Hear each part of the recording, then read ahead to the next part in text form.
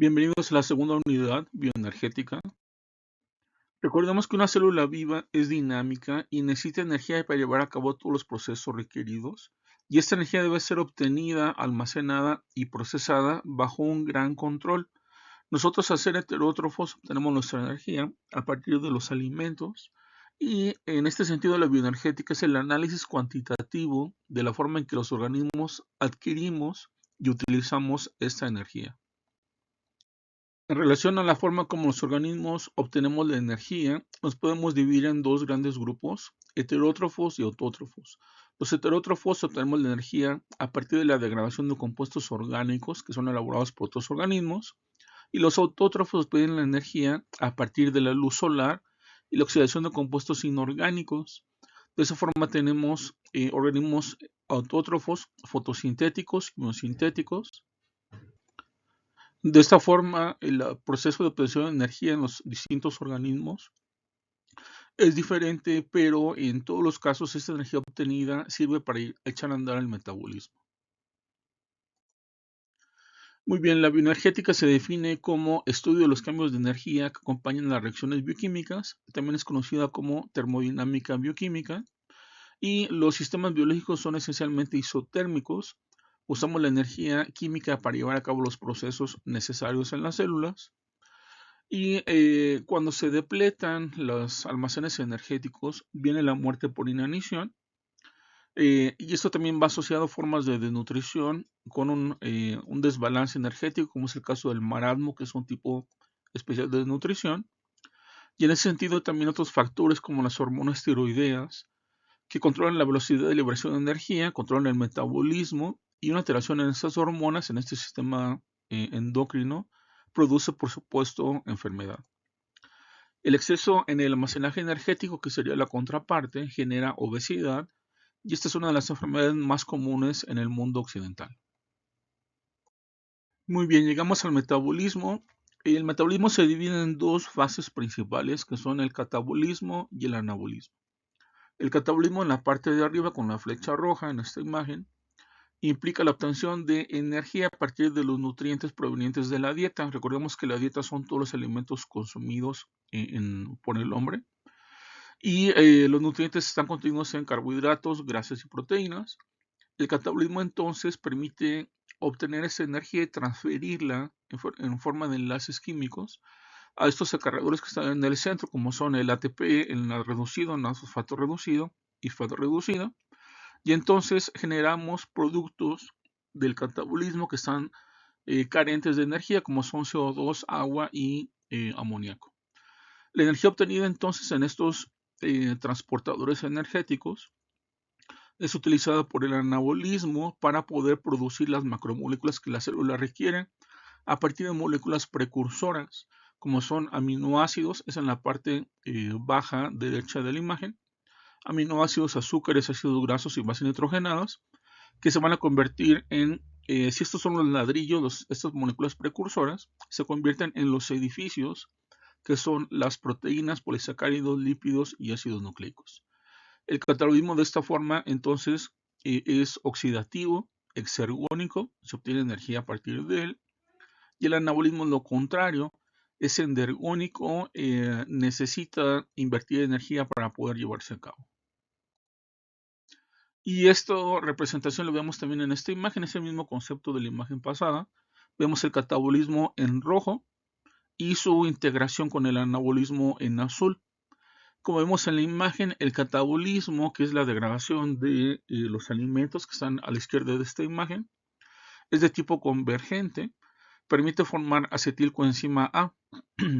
Esta acetilcoenzima entonces se puede utilizar para producir una gran variedad de moléculas que están en azul a la derecha de la imagen. Entre ellas tenemos ácidos grasos, derivados como son los eicosanoides, colesterol, sales biliares, etc. Pero también tenemos una parte en el centro, a partir de acetilcoenzima hacia abajo, que es una vía cíclica conocida como ciclo de Krebs o de los ácidos tricarboxílicos. Esta vía cíclica, este ciclo de Krebs, se conoce como un anfibólico porque integra tanto catabolismo como anabolismo. Entonces son una serie de reacciones catalizadas por un grupo de enzimas que permite formar intermediarios, los cuales pueden ser utilizados para formar otros productos distintos o a partir de esos otros productos formar esos intermediarios e incorporarse al ciclo de Krebs. Muy bien, la palabra termodinámica viene de la raíz que significa caliente, que es el equivalente de fuerza o poder, y también de la relación que tiene estos términos en la palabra, en el concepto. Implica entonces el estudio del calor y la energía asociada a una reacción, a un proceso. La termodinámica analiza las modificaciones de temperatura, presión, densidad, masa y volumen en cada sistema. Y este concepto lo aplicamos a una reacción bioquímica, que es lo que nos interesa en este caso. Y aquí tenemos otros dos conceptos que son el de entropía y entalpía. Comenzamos con la entalpía, es la cantidad de energía que un sistema termodinámico intercambia con su medio, o sea, con su entorno. Y esta energía, recuerden, puede tanto liberarse como absorberse a partir del entorno. En la imagen de abajo vemos una reacción que puede o no implicar una enzima, puede ser una reacción química, reacciones químicas son no enzimáticas, o las reacciones enzimáticas que implican a una proteína. En el eje de las Y vemos la energía que participa en la reacción y en las X el progreso de la reacción. Entonces comenzamos con los substratos o reactivos. Noten que tienen un nivel energético más alto que los productos, que son los que se generan a partir de los substratos. Vemos esa diferencia entonces entre energética, entre sustratos o reactivos y productos. Esa flecha que está ahí, la primera negra, nos habla de la entalpía en la reacción, que es la diferencia entre uno y otro. Pero para que esta reacción se lleve a cabo y alcanzar la formación del producto, se requiere un punto máximo de inmersión energética, que es la segunda flecha negra en el centro. Entonces, como vemos en la imagen, este punto se alcanza con una mayor inversión energética, que puede ser, por ejemplo, invertir energía en forma de presión o de calor para que el sustrato cambie su estructura y se convierta en producto. Por esa razón, a partir del punto más alto a la derecha, baja la curva energética para llegar a un nivel inferior de producto en relación a los sustratos. Continuando con la entalpía, en una reacción química o enzimática, si la entalpía de los productos es más baja que la de los reactantes, o sea, de los sustratos, hablamos de una reacción exotérmica. Esto implica que se libera energía o se libera calor. Pero si la entalpía de los productos generados a partir de los reactantes es mayor, tenemos el escenario contrario, donde hablamos de una reacción endotérmica, donde se tiene que invertir calor a partir del medio o energía para poder llevarla a cabo. La que vimos en la imagen pasada era una reacción exotérmica, porque dijimos que los productos tenían una entalpía menor que la de los sustratos. Y aquí vemos una imagen que muestra una comparación entre la combustión del hidrógeno, o su combinación con el oxígeno para formar agua, sencilla, llevada a cabo en una máquina o motor de combustión interna, por ejemplo, versus la oxidación biológica, que es el mismo proceso, es unir el hidrógeno con el oxígeno. Entonces, en el lado izquierdo de la imagen tenemos la reacción sencilla, que implica oxidar el hidrógeno. Entonces, hay una liberación explosiva de energía en forma de calor, y el producto final es agua. En el caso de la derecha, la oxidación biológica es lo que se lleva a cabo en nuestras células, donde primero el hidrógeno, el H2 que está en la parte de arriba, en el lado derecho de la imagen, se separa en protones y en electrones. Entonces, los electrones, al ser separados de los protones, se utilizan para bombear protones hacia afuera en la mitocondria, entre la membrana mitocondrial interna y externa. Y entonces este bombeo de protones, favorecido por estos electrones que se están paseando a través de la membrana, permite concentrar protones en el lado externo de la mitocondria, y esa energía entonces se transforma y se convierte en un gradiente químico. Este gradiente químico se utiliza más tarde para formar ATP por la enzima ATP sintetasa, pero en esta imagen vemos que esos electrones, después de utilizarse para bombear protones hacia afuera, que son las flechas rojas que están ahí en la imagen, finalmente se combinan con el oxígeno. Y ya que está combinado con el oxígeno, ahora sí vienen los protones y se forma una molécula de agua. Como vemos en la imagen es la misma reacción que en el ejemplo izquierdo, solo que aquí no hay liberación explosiva de energía, sino que esta energía se utiliza en pasos graduales, en varias reacciones separadas, que son las flechas rojas, para poder obtener, transformarla en forma de energía en un gradiente químico y eso utilizarlo para la síntesis de ATP. Muy bien, aquí tenemos una imagen que nos habla del metabolismo. En esta gráfica vemos en el eje de las Y la energía libre, en el eje de las X el progreso de la reacción, y esta imagen nos muestra esas dos flechas azules, la relación entre el catabolismo, que es la flecha que va de arriba hacia abajo, comenzando en el lado izquierdo, que implica el paso de A a B. Entonces, como vemos, B tiene menor nivel energético que A, por lo tanto, esta es una reacción exergónica. Imagínense que esta es la transformación, la oxidación de la glucosa de los polisacáridos que consumimos en la dieta. Entonces, se obtiene energía a partir de esta reacción. El catabolismo, dijimos, es oxidativo. Y la energía obtenida se transforma en energía en forma de enlaces químicos o energía química. Y esta energía química sirve entonces para echar a andar el anabolismo, que es la transformación de C en D, que es la flecha que sube de izquierda a derecha. Entonces, como vemos, D tiene una energía libre más alta que C, por lo tanto es una reacción endergónica que requiere inversión energética. Y esta energía proviene del catabolismo. Pero noten que el valor de D a nivel energético es menor que A, que fue el inicial. Eso quiere decir que hay un delta, una diferencia en la energía, la cual estaba contenida en A, pero que no toda se utilizó para formar D. Como vemos arriba a la derecha hay un porcentaje de esta energía, cercano a un 15-20%, la cual es transferida en forma de calor, se libera en forma de calor y no se transforma en energía en forma de enlaces químicos. Esta energía calorífica entonces que se genera por el metabolismo no es un desperdicio, porque nos sirve para que nuestras células se mantengan trabajando, las moléculas estén colisionando entre sí por estos movimientos térmicos aleatorios.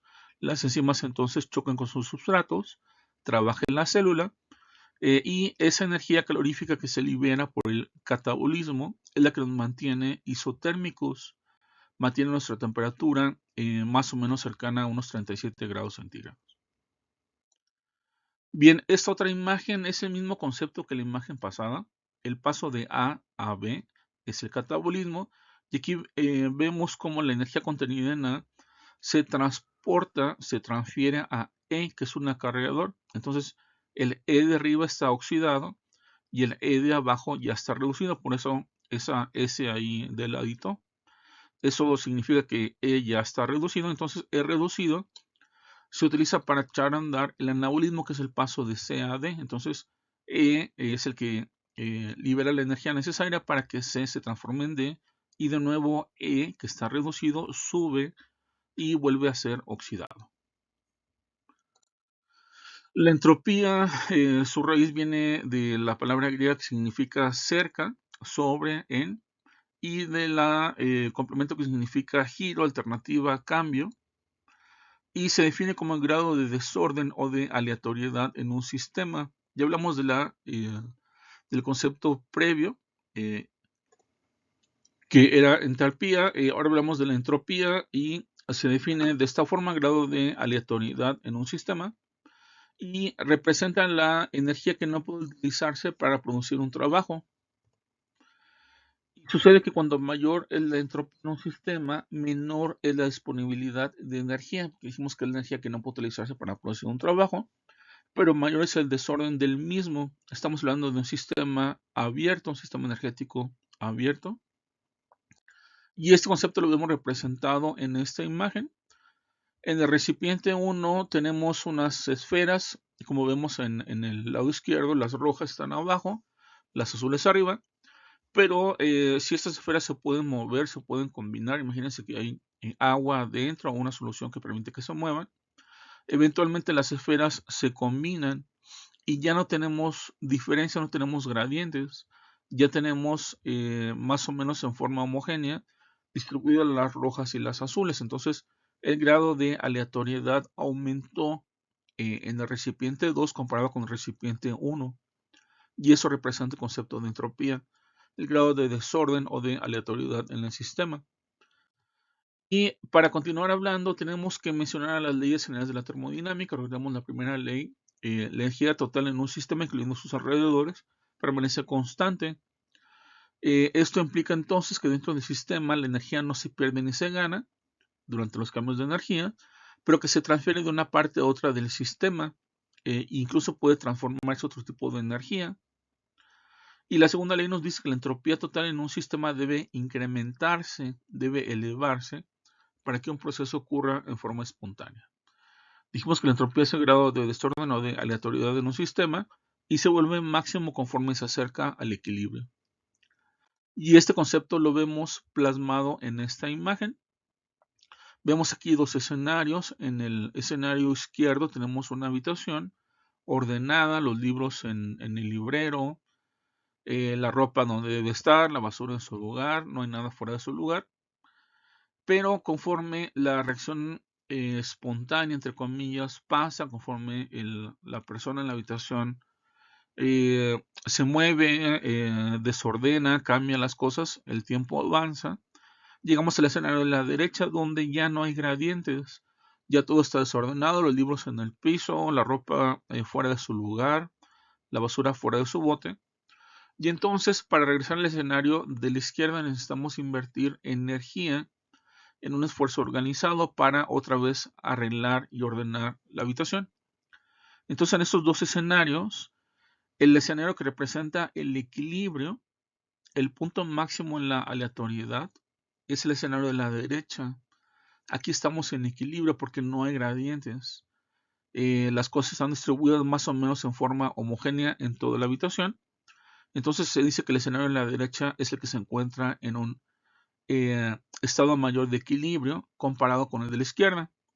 Recordemos que la célula, para poder trabajar, necesita tener gradientes, no puede tener el equilibrio o el desorden que vemos en el lado derecho, sino que necesita estar bombeando sodio hacia afuera, metiendo potasio, metiendo glucosa al interior de la célula, y eso representa inversión energética.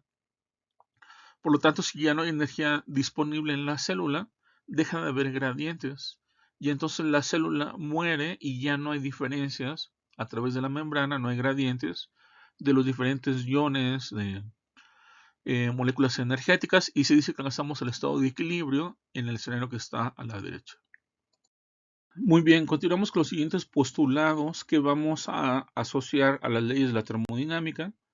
Y esta primero nos dice que el incremento de la energía interna en un sistema es igual a la cantidad de energía agregada al calentar el sistema, menos la cantidad perdida como resultado del trabajo realizado por el sistema con sus alrededores. Esto es un parafraseo de la primera ley de la termodinámica. El siguiente nos dice que en un sistema un proceso que ocurre tiende a incrementar la entropía del universo. Esto nos habla de la segunda ley de la termodinámica.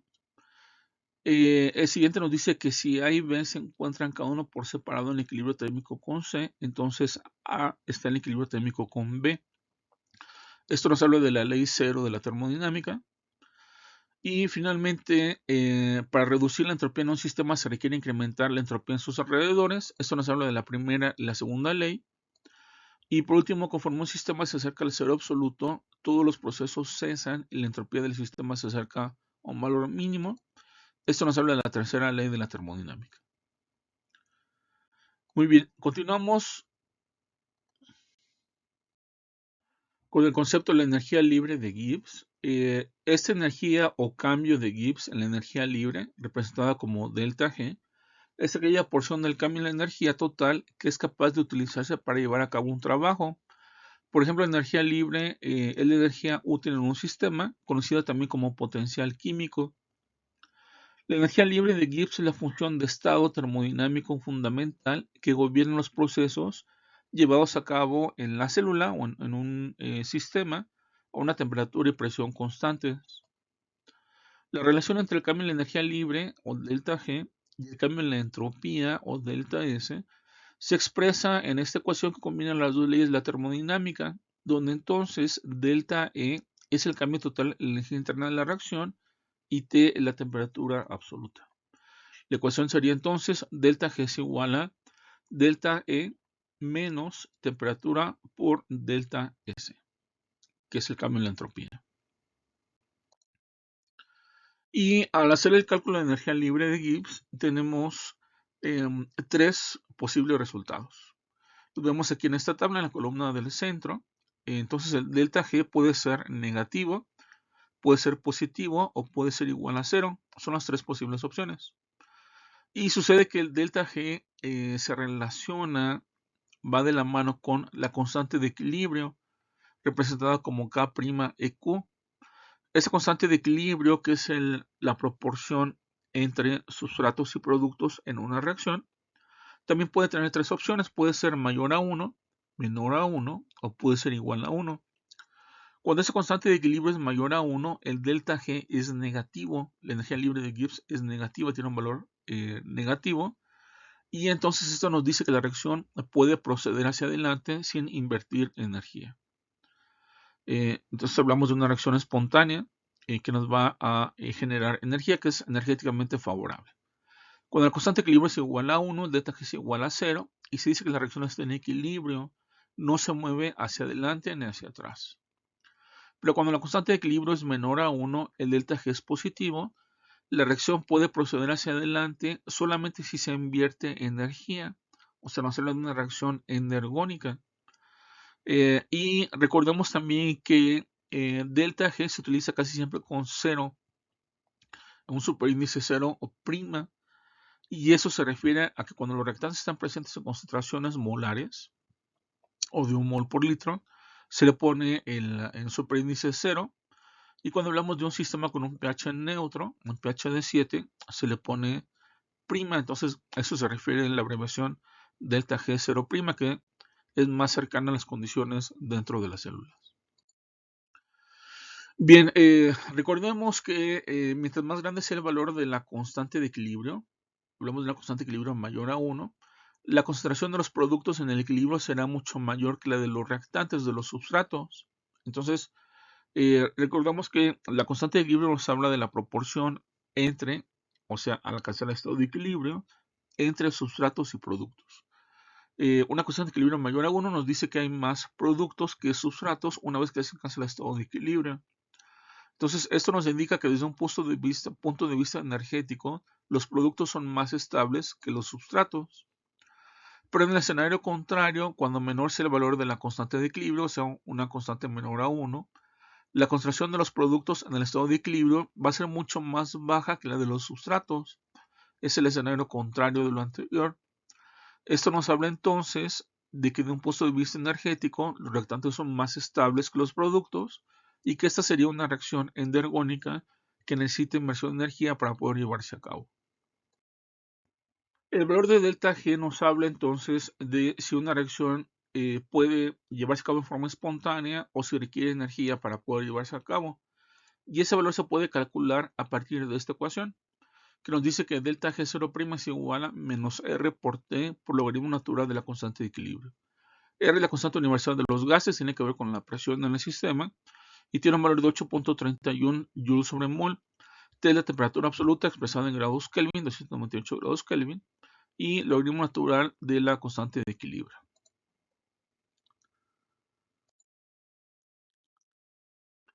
De esta forma, empleando la ecuación para averiguar el valor de delta G0', la constante de equilibrio se refiere solamente a la proporción cuando se alcanza el estado de equilibrio en la reacción entre los productos versus los sustratos, que serían en esta imagen C por D, que serían los productos, recordemos las gráficas que vimos hace unas diapositivas, sobre la contracción de A por B, que serían los sustratos. Recordemos que corchete es concentración. Entonces, si medimos la concentración de los productos y de los sustratos, conocemos el valor de la constante de equilibrio, aplicamos la ecuación y conocemos el valor de delta G y sabemos si la reacción puede llevarse a cabo en forma espontánea o requiere inversión de energía. En un sistema bioquímico, recordemos esto es muy importante, una enzima solamente acelera la obtención del equilibrio, pero nunca afecta el punto de equilibrio de la reacción. ¿Por qué? Porque la enzima no tiene efecto directo sobre el delta G0'. La enzima solamente hace que la reacción se alcance más rápido comparada con una reacción no enzimática. Por ejemplo, la enzima fosfoglucomutasa, esta enzima lo que hace es convertir glucosa 1-fosfato en glucosa 6-fosfato. Esta enzima vamos a ver cómo lleva a cabo su reacción y vamos a investigar si tiene un delta G negativo o positivo, o sea, si procede en forma espontánea o se requiere inversión de energía para llevarse a cabo. Entonces, inicialmente tenemos una concentración de glucosa 1-fosfato, que sería el substrato de 20 milimolar. Pero cuando se alcanza el estado de equilibrio con la enzima en la reacción, por supuesto el substrato disminuye su concentración y llega a 1 milimolar. Pero en cuanto al producto, inicialmente tenemos muy poquito o nada de producto. En un inicio tenemos una concentración de glucosa 6-fosfato, que es el producto de 2 milimolar. Pero al final de la reacción tenemos una concentración de producto, por supuesto aumenta conforme avance la reacción, de 19 milimolar en estado de equilibrio. Entonces, esa es la concentración de producto y sustrato cuando se alcanza el estado de equilibrio. Podemos aplicar esto entonces para hacer el cálculo del delta G para esta reacción. Aquí en este esquema tenemos a la enzima, comenzamos en la parte de arriba. La enzima tiene ahí en su sitio activo esa serina que está fosforilada y llega el sustrato que es la glucosa 1-fosfato. Tenemos ahí la glucosa en forma de sella de montar. Inicialmente un fosfato que está ya pegado a la enzima, que es el que está en rojo arriba, se transfiere al carbono 6 de la glucosa y se forma un intermediario. Pasamos a la imagen del centro, que se llama glucosa 1,6-bifosfato. Como ven en la imagen tiene fosfatos en el carbono 6, que es el que está arriba, y en el 1 que está abajo a la derecha. Posteriormente la enzima le quita el fosfato del carbono 1 a la glucosa y entonces queda solamente el carbono 6 ya en la parte de abajo y se genera el producto que es ya la glucosa 6-fosfato y la enzima regresa al estado inicial con un fosfato unido a esa serina en el sitio activo de la enzima. Bien, vamos entonces a aplicar la ecuación para conocer el delta G0' y primero calculamos el estado de equilibrio. Tenemos entonces que el estado de equilibrio, la constante de equilibrio, implica la proporción entre producto sobre sustrato, o sea, concentración de glucosa 6-fosfato sobre glucosa 1-fosfato. Dijimos en la imagen anterior que era de 19 producto, o sea, G6P, sobre 1 milimolar de sustrato que es G1P. Eso nos da un valor de 19 para constante de equilibrio. Retomamos la ecuación que ya vimos. Sustituimos entonces las constantes 8.31, recordemos que tiene valor negativo, por 298 grados Kelvin por logaritmo natural de 19. Y el resultado es que el delta G para esta reacción es de menos 7.3 kJ sobre mol. Al ser entonces un delta G negativo, esta reacción es energéticamente favorable y no necesita ATP o energía para poder llevarse a cabo. Esa es la interpretación de esta ecuación. Y recordemos que la principal moneda energética en la célula es el ATP. El ATP tiene ahí dos fosfatos altamente energéticos, los dos más externos, debido a que posee un enlace ahí que tiene un potencial de transferencia de grupos químicos muy elevado, entonces se utiliza como la moneda de cambio energética en la célula. Y el ATP transfiere entonces la energía libre que proviene de sustancias con un potencial energético alto a aquellas sustancias con un potencial energético más bajo. En la presencia de las enzimas necesarias, el ADP puede fosforilarse y formar ATP. Esa es una reacción altamente eficiente y rápida. Y esta reacción, la síntesis de ATP, se lleva a cabo principalmente en tres sitios en la célula, que son la fosforilación oxidativa, que es la principal, en el ciclo de Krebs y en glucólisis. Son los principales sitios en los que se obtiene el ATP. Y el ATP es de los más utilizados, pero no es el más energético que tenemos en la célula. En esta tabla vemos los valores de delta G0' medidos en kilojoules sobre mol en la segunda columna en la tabla. Vemos que el ATP tiene un valor de delta G0' de menos 45.6 kilojoules sobre mol. Es un valor altamente negativo, pero tenemos compuestos con valores aún más altos, como es el fosfonol piruvato con menos 61.9, son altamente energéticos. El 1,3-bifosfoglicerato, que son componentes de glucólisis, con un valor de menos 49.3, y la fosfocreatina con menos 43. Estos tres componentes que les acabo de mencionar, los vemos aquí en esta imagen. Esta es una gráfica en la que ya tenemos el valor de delta G, por supuesto.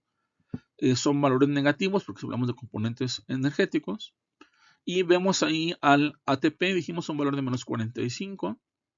Y tenemos a los otros tres que hablamos, fosfonol piruvato, bifosfoglicerato y fosfocreatina. Y estos, junto con el ATP, estos cuatro se consideran componentes altamente energéticos porque tienen un delta G menor a menos 25. Y los componentes energéticos con un valor de delta G más bajo de menos 25, como son la glucosa 6-fosfato y el glicerol-fosfato, se consideran componentes de energía baja. Muy bien, uno de los actores principales en el balance redox en la célula es el NAT, el nicotinamida-dinucleótido, que puede estar en dos estados, oxidado y reducido. Cuando está oxidado se representa solamente con esa carga positiva, NAT positivo, y cuando se reduce se le pone ya la H para indicar que está reducido. Vemos en la imagen la estructura química del nicotinamida-dinucleótido.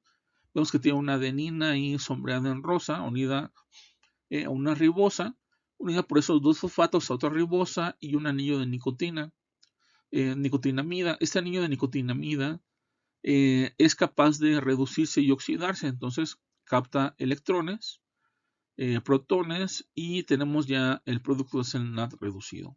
Esto por supuesto es reversible, entonces el NAT es capaz de funcionar cuando está reducido, funcionar como agente reductor para ayudar ahí en reacciones enzimáticas en la célula.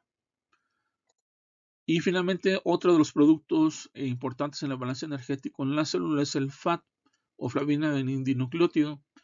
Este FAT también está formado por una adenina unida a una ribosa, por esos dos fosfatos, unidas a un anillo de isoloxacina que está en la parte de arriba a la izquierda. Este anillo de isoloxacina es importante porque es el sitio donde se puede reducir y oxidar, y entonces pasar de FAT con carga positiva que está oxidado a FAT H cuando tiene ya esos dos electrones y dos protones en forma de dos átomos de hidrógeno para estar completamente reducido.